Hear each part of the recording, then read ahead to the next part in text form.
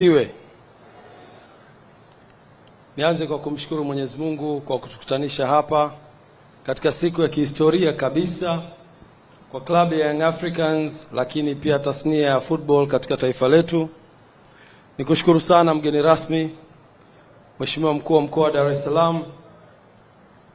Nakumbuka siku moja katika utambulishi wake mkuu wetu wa mkoa alisema yeye ni baba wa vilabu vyote katika jiji la Dar es Salaam na anazipenda timu zote ambazo ziko katika jiji la Dar es Salaam, lakini kuna timu moja ikishinda anafurahi zaidi. Nakushukuru sana mheshimiwa, na tukupe pole kwa kipigo cha juzi cha Dodoma Jiji, lakini nataka niwahakikishie wananchi tutakwenda tukiwa imara na kutetea kombe letu. Nichukue fursa hii pia kumshukuru Mr. Ghalib Said Mohamed kwa ujio wako pamoja na timu nzima.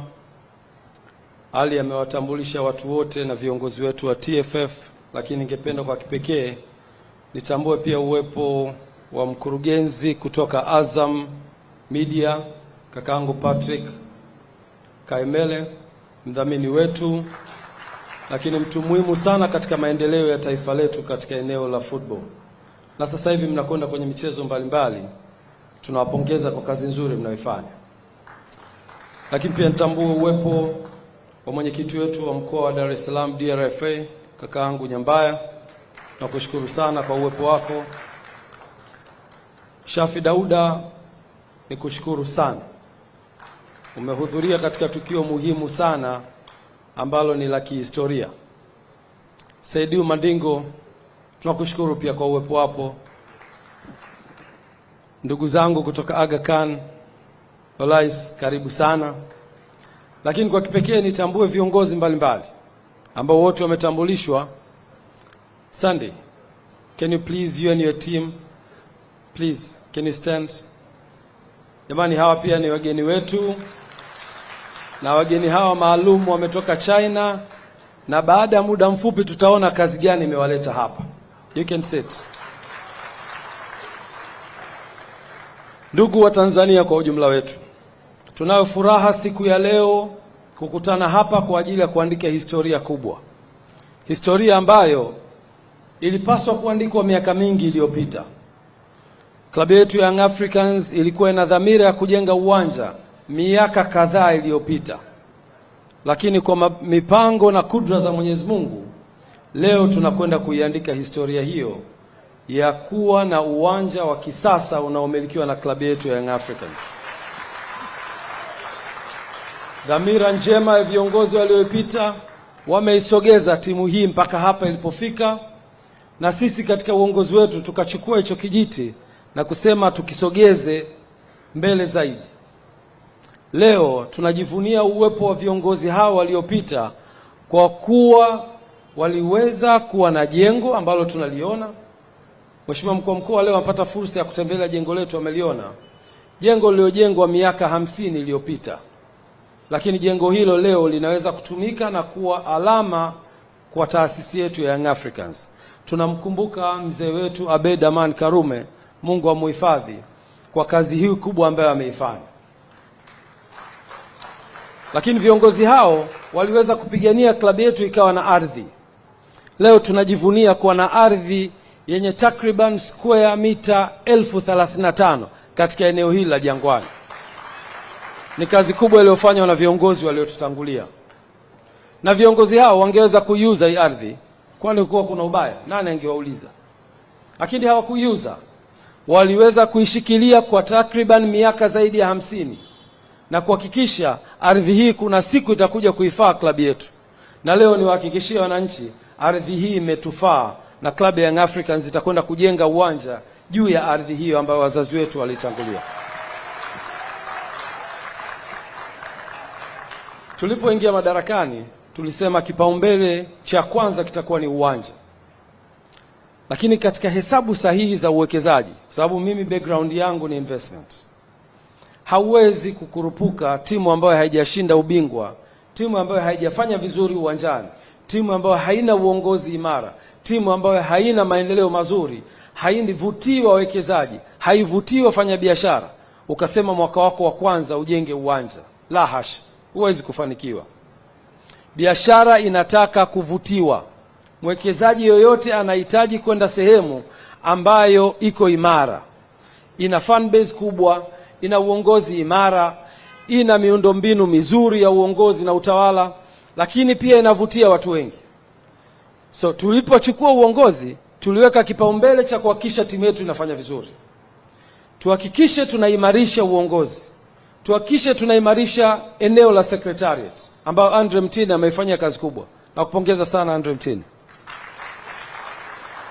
Tulipoanza kufanya vizuri, tulivutia watu wengi kusogea kwenye timu yetu. Na tukawafanya watu hao leo kuwa tayari kuwekeza kwenye timu yetu.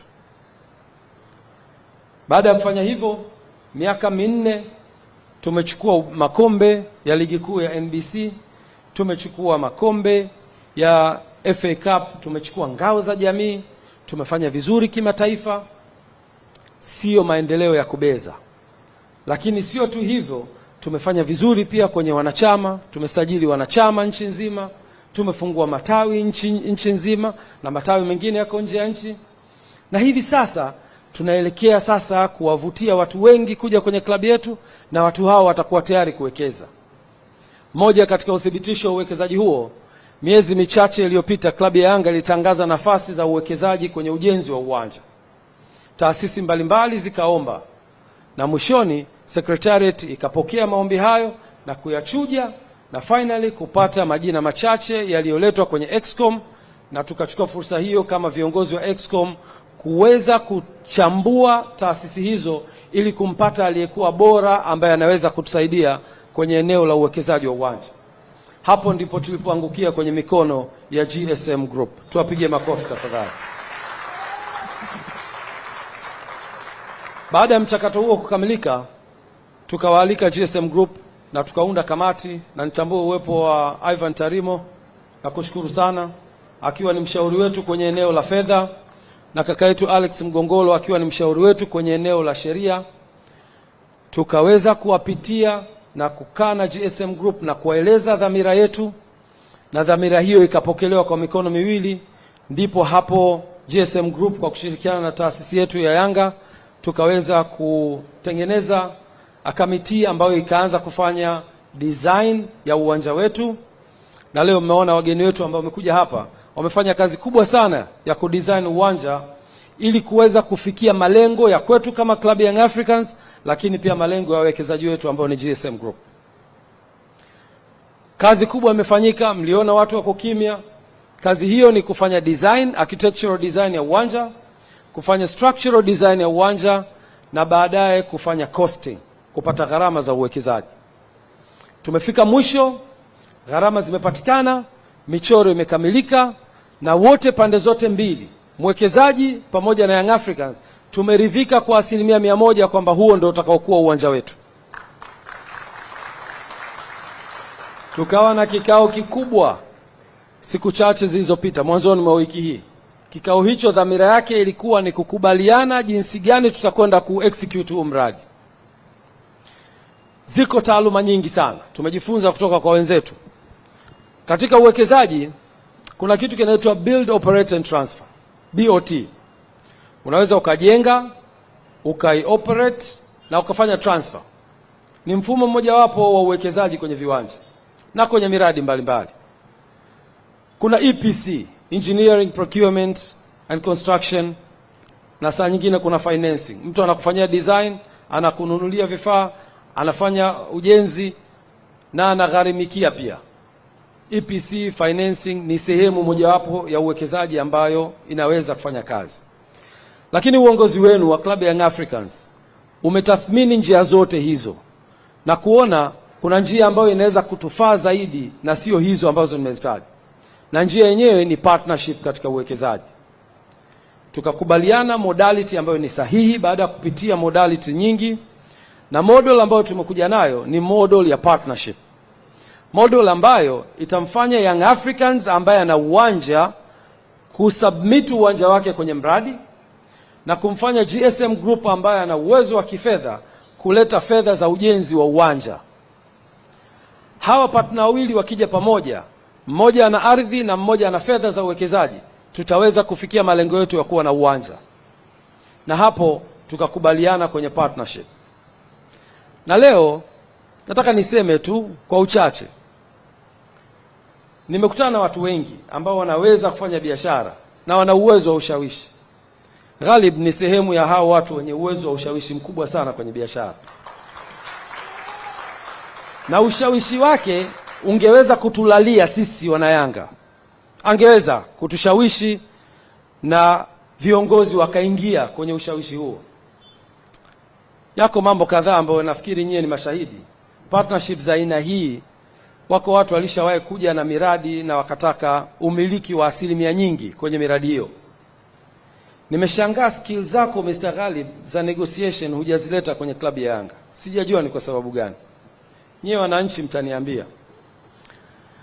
Naweza leo kuthibitisha ya kwamba klabu ya Young Africans imefikia makubaliano ya partnership kati ya Yanga na GSM Group ya 50% kwa 50 katika uwekezaji wa uwanja.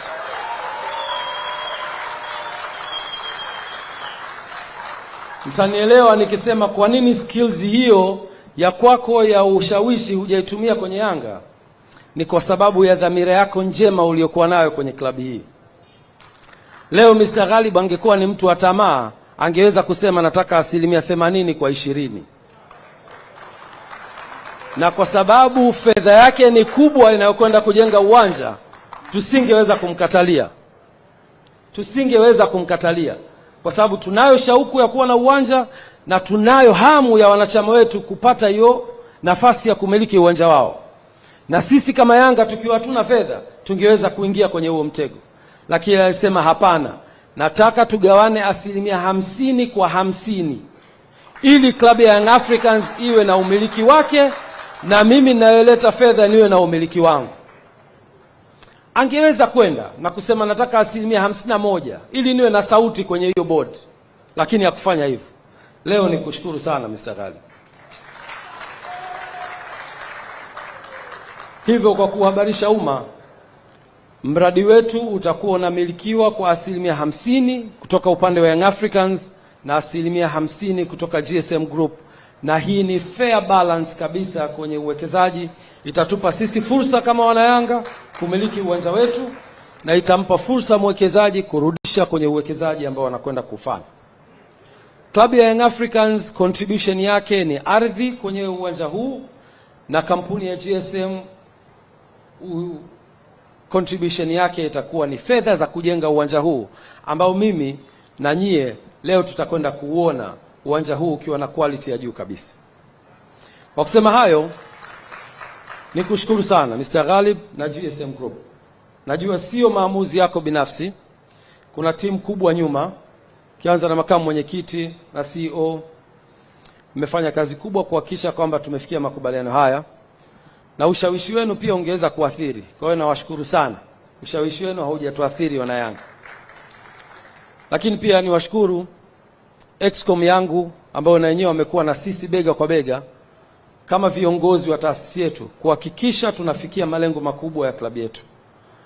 Na nyie pia mngekuwa na dhamira tofauti, tusingeweza kufika hapa. Niwashukuru sana na nimshukuru sana makamu wangu Arafat Haji ambaye leo hatuko naye hapa.